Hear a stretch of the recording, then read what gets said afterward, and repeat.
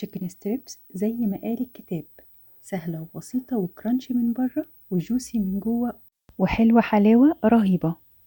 هحتاج نص كيلو من صدور الفراخ الفص كده كامل على بعضه، طبعا مغسول ومتنضف كويس جدا.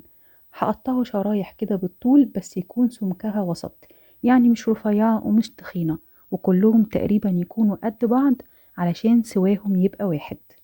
بعد كده حضر الخلطة، مع عندي 4 كوبايات من الدقيق، هحط عليهم بقى شوية من النشا، يعني حوالي 3 معالق كبار، هيخلي الطبقة اللي بره مقرمشة جدا وهشة في نفس الوقت. ومعلقة كبيرة من البابريكا هتدينا لون حلو، ومعلقة كبيرة من بهارات الفراخ، دي فيها كل حاجة، فيها الكاري والكركم والجنزبيل والبصل البودرة والثوم البودرة والبقدونس وكل حاجة. وكمان هحط معلقة صغيرة من الفلفل الأسود ومعلقة صغيرة من الملح، وهقلب بقى الخلطة دي كده كلها مع بعض، وكده تبقى جاهزة معايا. هاخد بقى نص المقدار ده في بولة تانية، واسيب النص التاني على جنب.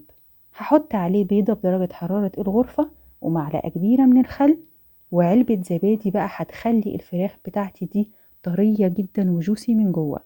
وهزود المية بالتدريج واحدة واحدة، واقلب كده كويس لحد ما اخد القوام اللي انا عايزاه المظبوط، وبيبقى لا تقيل ولا خفيف كده.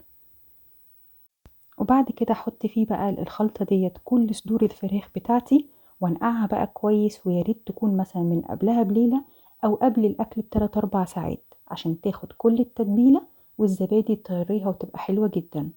بعد كده بقى هاخدها هصفيها كويس جدا من السوائل ديت، واحطها بقى في باقي الخلطة الدقيق اللي احنا عملناها من شوية، وهبدأ بقى اعمل الحركة دي بايدي، هي دي اللي هتطلع معايا المنظر التشيكن كريسبي اللي احنا بنشوفها في المطاعم. بالحركة دي ما بضغطش عليها خالص ولا بثبت عليها الدقيق بيثبت عليها لوحدها على طول اهي، وبتاخد كده شكل الكريسبي، وهو ده بيبقى شكلها.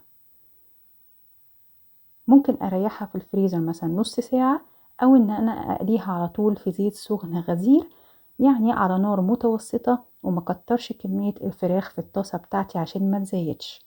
في ثواني بتاخد لون حلو جدا، والنشا بيخلي لون التشيكن كريسبي لونه حلو، ومهما قعد على النار بيبقى لونه ذهبي وجميل. بتاخده احلى تشيكن ستريبس، واحلى طعم، وطرية جدا من جوه وجوسي في نفس الوقت، والطبقة اللي بره هشة وجميلة. وجربوا الطريقة دي هتلاقوها سهلة، والطعم هو اللي بناكله في المطاعم بره بالظبط.